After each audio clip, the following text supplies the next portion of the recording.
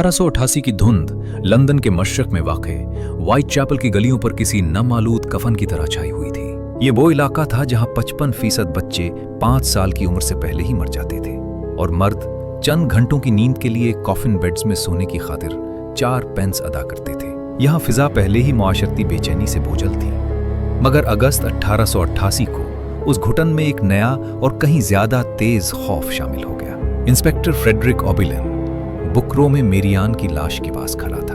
उसका गला 2 गहरे वारों से काटा गया था और पेट को बेढंगी मगर सफाक महारत के साथ चाक किया गया था। उस लम्हे इंस्पेक्टर ओबिलाइन को अंदाजा नहीं था कि वो एक ऐसे डरावने ख्वाब के पहले बाप को देख रहा है जो जल्द ही पूरी दुनिया को अपनी लपेट में ले लेगा। चंद ही दिन बाद सितंबर 1888 को एनी चैपमन की लाश हैनबरी स्ट्रीट के बैक साइड में मिली। उसका ऑर्गन एक ही साफ बार में निकाला गया था। पोस्टमार्टम करने वाले सर्जन ने कातिल की इंसानी जिस्मानी साख्त से वाकफियत की निशानदेही की और यही बात पूरे शहर में सर्द लहर दौड़ा गई। अफवाहें फैलने लगी कि कोई लेदर एप्रन नामी शख्स अंधेरी गलियों में घूम रहा है। फिरोज साय ने अपनी शनाख्त जाहिर कर दी। 27 सितंबर 1888 को सेंट्रल न्यूज एजेंसी को एक खत मिला जिस पर एक ऐसा नाम लिखा था जो जल्द ही खौफ की अलामत बन गया, जैक द रिपर। असल दहशत इतवार 30 सितंबर 1888 को फैली। एक रात जिसे बाद में डबल इवेंट कहा गया। सिर्फ 45 मिनट के अंदर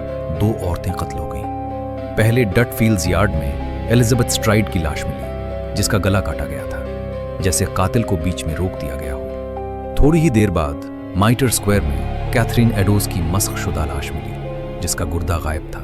अक्टूबर के वसत में खौफ मजीद बढ़ गया जब व्हाइट चैपल विजिलेंस कमेटी के सरबराह जॉर्ज लस्क को एक डब्बा मिला जिसमें इंसानी गुर्दे का आधा हिस्सा और एक खत था जिस पर फ्रॉम हेल लिखा था। खत में दावा किया गया था कि बाकी आधा हिस्सा खा लिया गया है। ये सिलसिला अपने अंजाम को 9 नवंबर 1888 को पहुंचा जब मिलर्स कोर्ट में मैरी जेन कैली की लाश मिली। ये सबसे वहशियाना कत्ल था और उसके बाद ये खूनरेज सिलसिला अचानक रुक गया।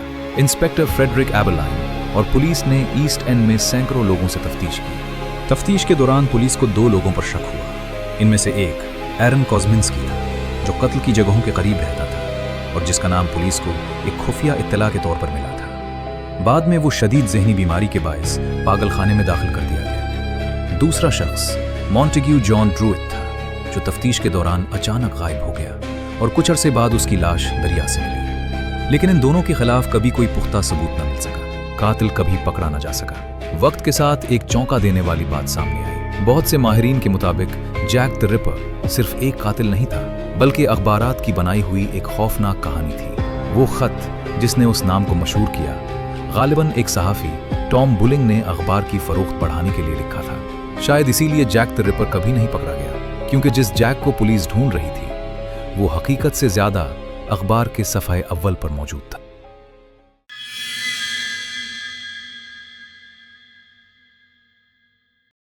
बीस दिसंबर 1968 को लेक हरमैन रोड कैलिफोर्निया पर अंधेरा कुछ ज्यादा ही गहरा महसूस हो रहा था।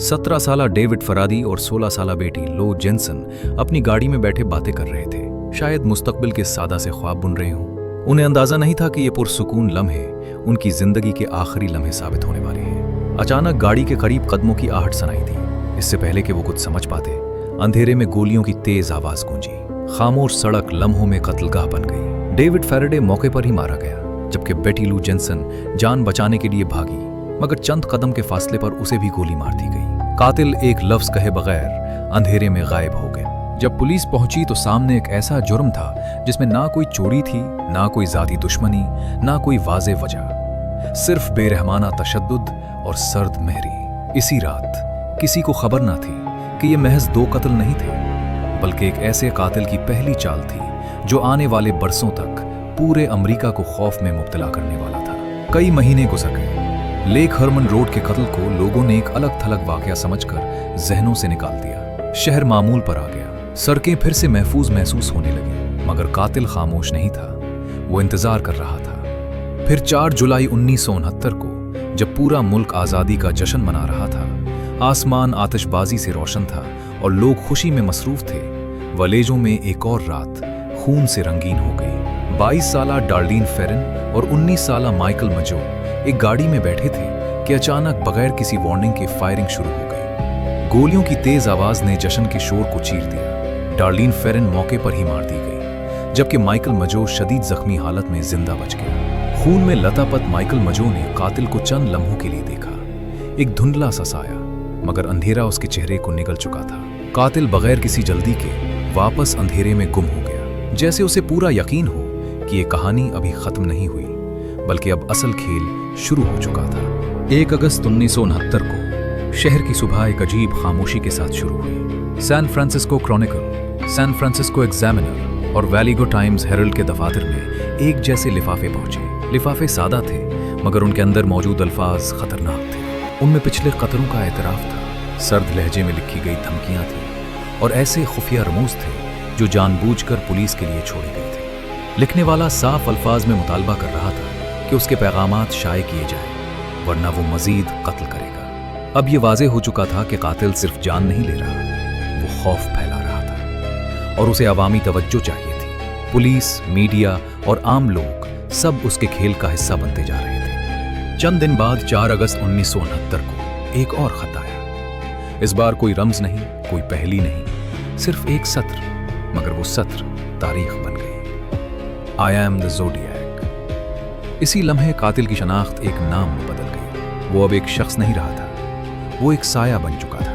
एक ऐसा खौफ जिसका नाम था ज़ोडिएक किलर। और फिर 27 सितंबर 1969 को लेक बेरिएसा के पुरसुकून किनारे पर, जहां दिन के उजाले में लोग खुद को महफूज समझते हैं, मौत ने खुले आम हमला किया। ब्रायन हार्टनेल और सिसिलिया शेपर्ड घास पर बैठे पुरसुकून लम्हे गुजार रहे थे कि अचानक एक अजनबी उनके करीब आया। इसके चेहरे पर नकाब था, आवाज पुरसुकून, मगर लहजा अजीब हद तक सर्द। उसने खुद को एक जेल से फरार होने वाला कैदी बताया, पैसे और गाड़ी मांगे और बातों में उन्हें उलझाए रखा। फिर बगैर किसी वार्निंग के उसने चाकू निकाला। धूप में चमकती धार ने लम्हों में मंजर बदल दिया। ब्रायन हार्टनेल शदीद जख्मी होने के बावजूद जिंदा बच गया, मगर सिसिलिया शेपर्ड जख्मों की ताब न ला सकी और बाद में अस्पताल में दम तोड़ गई। जाने से पहले कातिल ने एक ऐसा काम किया जिसने पुलिस को लर्जा दिया। उसने मुतासिरा गाड़ी के दरवाजे पर पिछले कत्लों की तारीखें लिखी, जैसे वो अपने शिकार गिन रहा हो, जैसे ये सब इसके लिए सिर्फ आदात हों। दिन के उजाले में किया गया ये हमला